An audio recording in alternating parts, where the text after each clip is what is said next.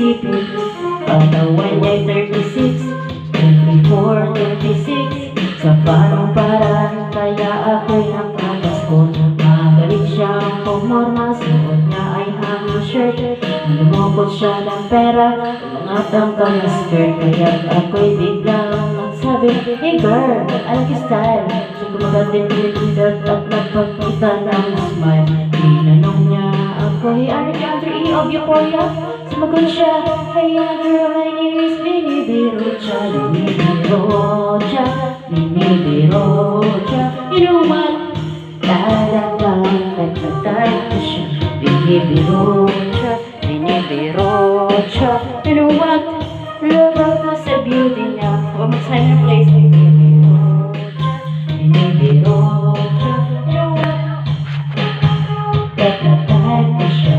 Binibirocha, Binibirocha. You know what? Love ako sa beauty niya. Pagkatapos ng isang linggo, akalain niyo si Binibirocha ay nakita ko sa disco. At ako ay nagulat sa aking napuna. Oh my God, ang kasama niya ay lima-lima. Sabi ko, "Hey Bini, can you still remember me?" Siya'y nagulat, bigla napaslow at your ear. Sumama siya sa akin, anong sa inyo? Lumabas kami ng disco, sabay sa kanyang pachero. Sa pachero pala, pinitirang daman na. Init na ang kanyang haplos ay ating damang-dama. Well, ang lamig sa pachero, ngunit siya'y lahat-lahat. Kilid ang dilim, init na'y kinakagat. Ang solo ng kanyang labig, ako ay kiniliti. Kinuha ang aking kamay, nilagay sa kanyang bibig.